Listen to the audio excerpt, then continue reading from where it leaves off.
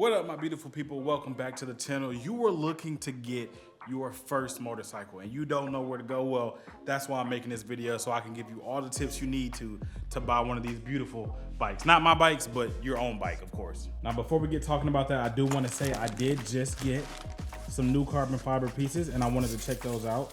It's gonna be my first time seeing them, which, oh my God. There's no way I just did that.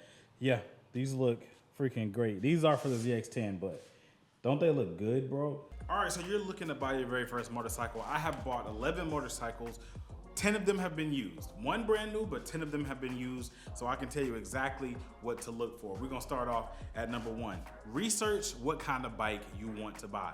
Now, there's a lot of different types of motorcycles that's out there. You got adventure bikes, naked bikes, cruisers, sport bikes, sport touring bikes. There's a little bit of everything out there, so you gotta kind of know what you want. Now, if you wanna be like more upright and comfortable, you wanna look at naked bikes, adventure bikes, touring bikes. If you want a sport bike, well, you know that you want a sport bike, hence my sport bikes. Now, one is not better than the other, but one might be better for you than the other. So yeah, you gotta do your research. Now, I knew from a very, very young age that I wanted to get into sport bikes, so it was no problem for me to go ahead and get my first sport bike.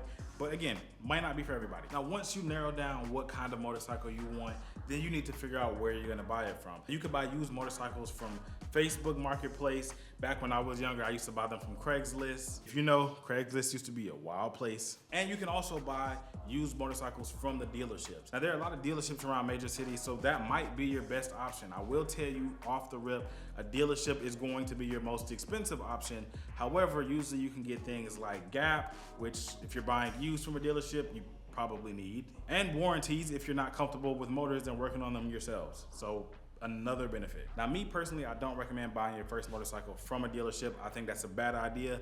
Why, you may ask? Well, because there is a very high likelihood you will drop it.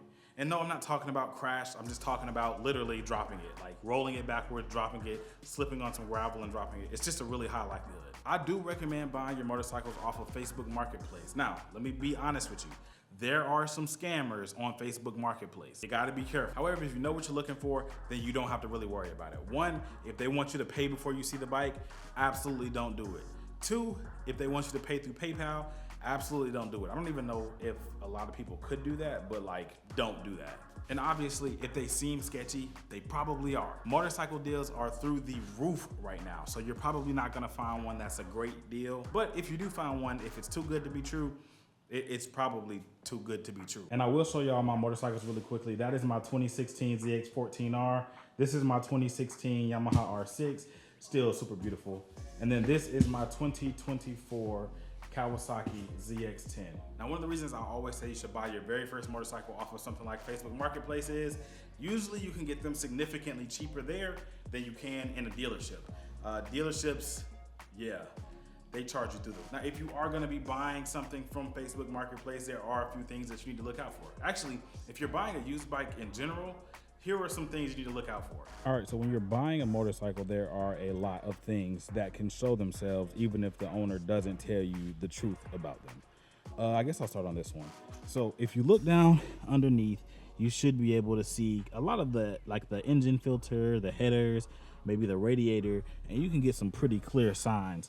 If you see how all that's caked up underneath, you can see that there was some oil down there at some point. Another sign of that would be over here. You can see that there's a lot of caked up material on the side and inside here. That's because I had an oil leak on this motorcycle. Now, I did fix the oil leak, but that doesn't mean that it never existed. And a lot of motorcycle owners will not tell you the truth that it even happened in the first place. Getting a motorcycle tuned is rather expensive if you don't already have the parts, but usually getting it retuned means it's already been tuned once, and that's not as expensive. Then you would want to come around and look at things like the mirrors and the handlebars. See, this is just rubbing off, so it's not an actual scrape, but if a motorcycle were to have been dropped, well, you would see drop marks on the side of this scrape bar. You would see them over here on the pegs. You could see them on the engine casing. You could do all types of visual inspections to see if a motorcycle has been dropped. Now, you don't see it here, and you don't see it here. But let me show you something that you won't see. If you look all the way at the bottom, right here, this is actually a sign of a drop.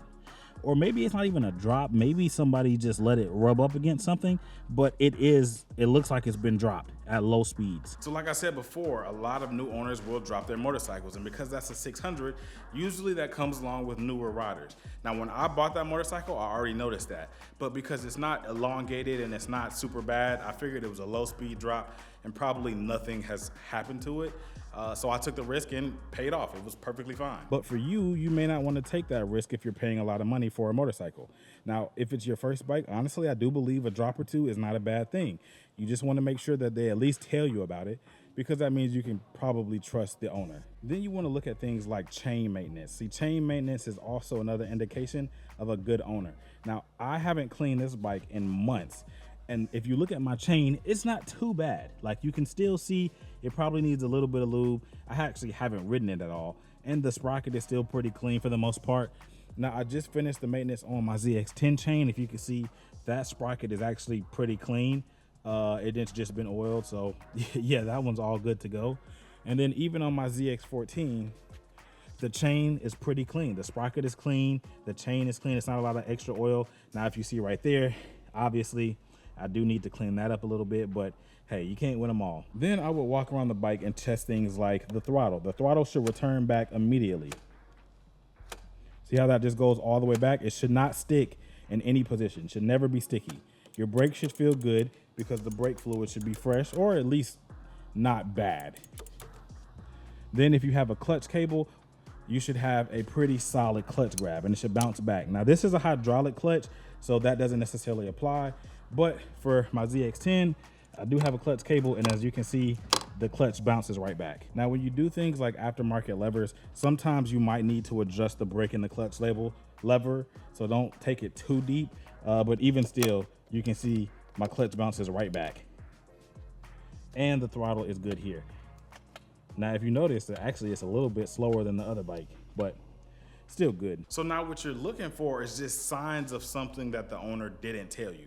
You want to look for fluids because, again, if there are fluids on the bottom of the bike or around the frame, then the owner should have told you that something happened where it had a leak or something, and at least told you he fixed it, or at least made you more aware of it. You want to look for drop signs, because drop signs are, again, pretty indicative of the owner. So hopefully the owner would tell you that the bike has been dropped, and if they said that it has never been dropped, well, then you would know that they're lying. Now, another thing you can look at is the tire itself. See, the tires are also a pretty good indicator of what the owner has been doing. If you can see, obviously I take this tire over. That's not really a big deal, but what would be a big deal is this. So this tire, if you can see right here, is extremely torn in the middle, and in the rear here you can see, or maybe you can't see, but those are actual burnout residues. So maybe if you want a bike that hasn't been heavily used, you don't want one that's been doing burnouts. Now again, burnouts are not an indication of a bad motorcycle, but just at least know what you're getting yourself into. And then one last thing I forgot to mention is you want to make sure that when you're looking at your bikes, they start right up. Your bike really shouldn't be struggling to start. Even if it had a dead battery, maybe, but even then, it should start right up. Like, I haven't crunked that bike in, I don't know, forever, and I can guarantee you it starts right up. Matter of fact, let me prove it.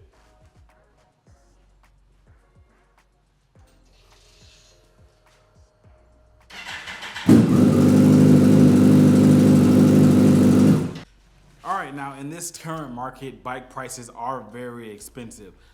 So you might not know what you should be expecting to pay, and I don't blame you. Now starting off, let me keep it 100% honest with you. Any dealership that you go to is going to have a more expensive motorcycle than one you find on Facebook. That's just how it is. It's just kind of dealerships are dealerships. The benefits of doing that is, like I said before, you can get GAP, you can get warranties, you can get service plans, and that should help carry you on until you feel more comfortable. Now, the cons about financing through a dealership is just, yeah, once you're ready to upgrade, you're still gonna have a motorcycle to pay off. And a lot of people buy their first bikes as 300s, 400s, 250s. You are gonna wanna upgrade quicker than you think. If you get something like an 800cc adventure bike, or maybe a 700cc naked bike, maybe you won't have to upgrade as quickly, but again, you just don't wanna get started with financing your first bike, because more than likely, you're gonna like something else. Now, if you go to Facebook Marketplace, I will tell you, you should never just settle on the first price that you see listed. It's a buyer and seller's game. It's back and forth. If you go in there like they want 5,000, I can guarantee you in their mind they've already said they will accept less than 5,000.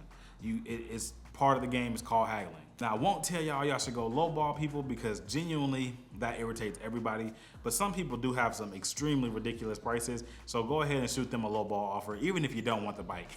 Just teach them a lesson maybe. Outside of that, it's really simple, man. You guys are looking for a motorcycle. You want to join this world. This is a great world to be in. And I hope I gave you enough information for you to take on and look and help you look for your next bike. I really hope I did. If you feel like this video has been helpful, go ahead and drop a like and leave the word first time in the comments so that I know that you made it to the end of the video. Appreciate y'all. Peace. Ride safe. Oh, almost forgot my own thing. Keep it 1K, aka 1,000. Ride safe. Peace.